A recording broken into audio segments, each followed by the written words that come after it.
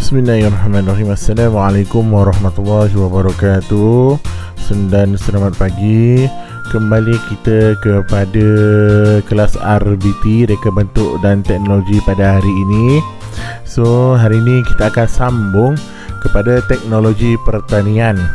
Okey, untuk pengaturcaraan kita berhenti setakat perbezaan kawalan So nanti naik sekolah kita akan sambung semula. Okey, untuk hari ini apa yang kita akan belajar adalah pertanian bandar. Objektifnya di akhir pembelajaran murid akan dapat menerangkan maksud pertanian bandar dengan betul dan kepentingannya.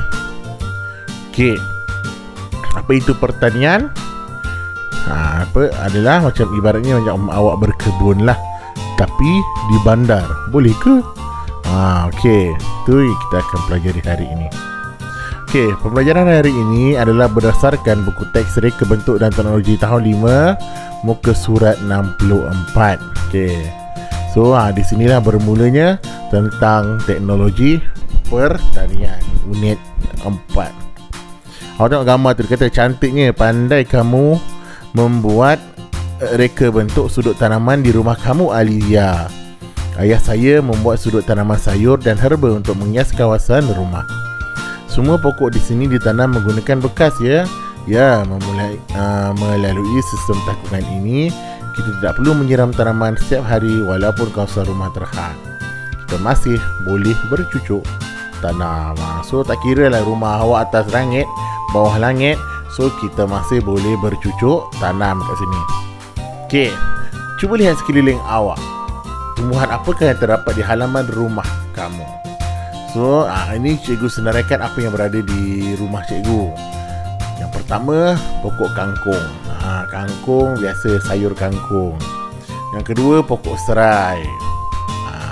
Mungkin ada dekat rumah awak, mungkin ada pokok kangkung, pokok serai, pokok bayam Brazil, pokok pandan, pokok sawi, pokok lada cili, pokok kunyit dan lain-lain lagi. So, ini antara tanaman yang ada di sekeliling rumah cikgu. Okey.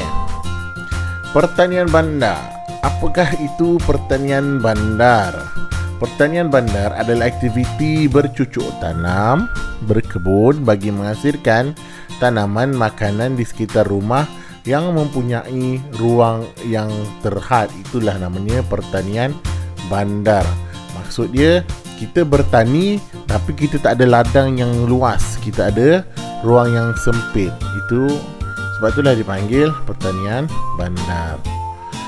Ia dijalankan secara konvensional atau secara, bukan nak kata secara lama, tapi secara tak memerlukan alatan dan teknologi, atau dengan teknologi moden. Okey. So, di manakah contoh-contoh ruang yang terhad untuk bercucuk tanam? Contoh di rumah pangsa. Okey, rumah pangsa dia tak ada tanah. Okey. Yang kedua, rumah tanah lot. Tanah dia pun sikit, bukan tanah yang besar, melainkan beli tanah yang besar lah. Kondominium pun sama, tak ada tanah. So, dia ada ruang yang sedikit saja.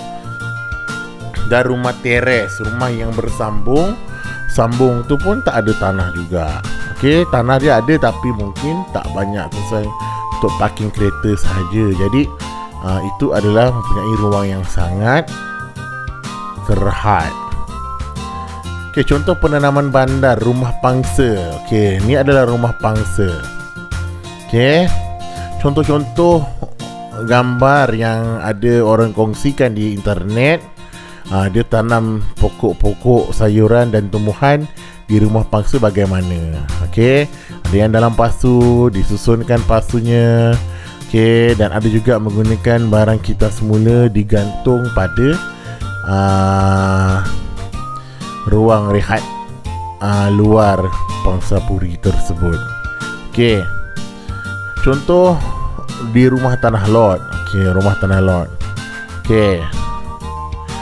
So, dia ada satu kawasan yang kecil untuk dia bercucuk tanam. Seperti akak ni cucuk tanam. Okey, seperti akak ni juga. Okey. Ruang dia tak banyak tapi dia boleh bercucuk tanam. Okey, contoh penanaman bandar di kawasan kondominium. Kondo ni kawasan yang macam orang kata golongan yang elit, tak ada tanah tapi rumahnya bertingkat-tingkat tingginya. Hidup di atas langit. Okey, kondominium. So kalau kondominium macam ni, ada orang kongsikan, dia bercucuk tanam yang disusun rapi di kawasan tepi tempat rehat. Okey. Sama juga akak tu tunjukkan hasil kerja dia. Dan ni ada salah satu juga orang kongsikan di internet bagaimana dia bercocok tanam di kondominium. Okey, rumah teres bagaimana pula? Rumah teres macam ni lah, rumah teres, rumah yang rapat. Okey. So dia jika ada tanah sedikit, bolehlah buat macam ni. Ni kalau tanah yang sedikit. Okey.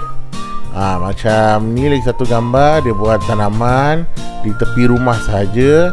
Dan satu lagi gambar samalah, menggunakan kawasan rumah yang terhad. Dia tak ada ladang. Okey, kita tak ada satu kawasan tanah yang luas untuk kita bercucuk tanam. Sebab tu dinamakan kawasan penanaman bandar. Ruang dia terhad sahaja. Okey.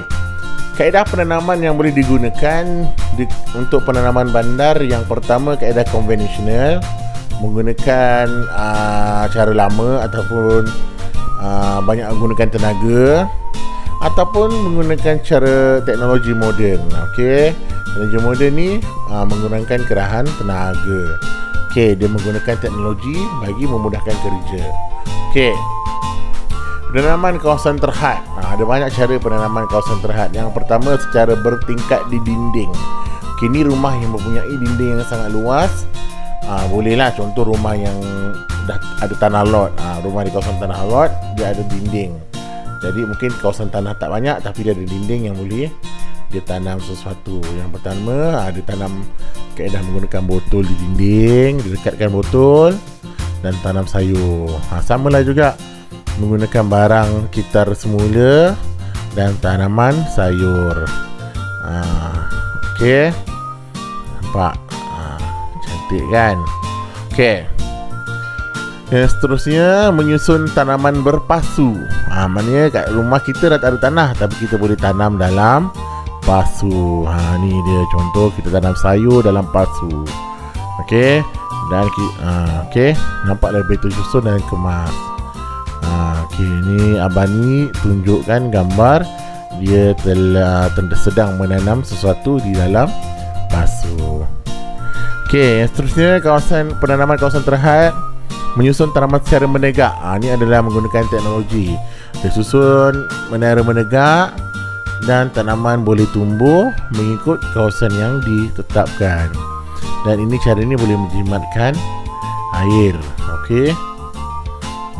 Ini contoh-contoh dia kawasan penanaman kawasan terhad yang menggunakan menyusun tanaman secara menegak.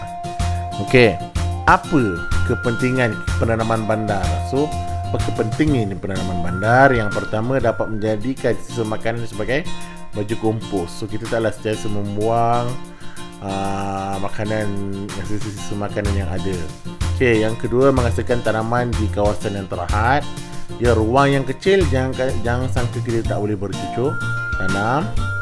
Yang ketiga, memelihara alam sekitar dengan pakai semula bahan terpakai. Macam tadi kita guna balik botol minuman. Yang keempat, menjana pendapatan sampingan. Mana dah tahu awak tanam sayur, boleh jual di sebelah rumah dan di hadapan rumah. Tak kisahlah, yang penting jika anda jual sayur yang anda tanam, adalah pendapatan sampingan. Yang kelima, mengamalkan tanaman tanpa racun dan kualiti pemakanan dapat ditingkatkan. Okey. So mana kita tak makan racun, kita dapat makanan yang sihat. So makanan berkualiti dapat dihasilkan. Jadi itu sahaja tentang penanaman. Ini adalah pengenalan kepada penanaman bandar. So awak ingat kenapa namanya penanaman bandar? Kerana kawasan dia terhad. Kita tak ada tanah yang luas untuk bercucuk tanam. Okey. Antara kawasan-kawasan ni kat mana? Rumah pangsa, kondominium, rumah teres, dengan rumah tanah lot. Okey.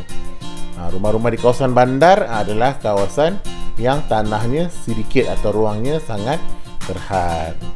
Bagaimana kaedah dia? Boleh menggunakan konvensional cara lama ataupun teknologi moden. Ataupun ada juga cara penanaman yang lain, kaedah dinding, susun bertingkat di dinding. Apa lagi? Penanaman bertingkat, susun ke atas dan susun di pasu. So apa kepentingan dia? Cikgu dah nyatakan, baru cikgu nyatakan tadi. So kita tidak membazir, dapat menghasilkan tanaman, memelihara alam sekitar, menjana pendapatan, dan makanan kita lebih berkualiti kerana kita tidak menggunakan racun. So itu sajalah untuk hari ini. Assalamualaikum warahmatullahi wabarakatuh. Jumpa lagi.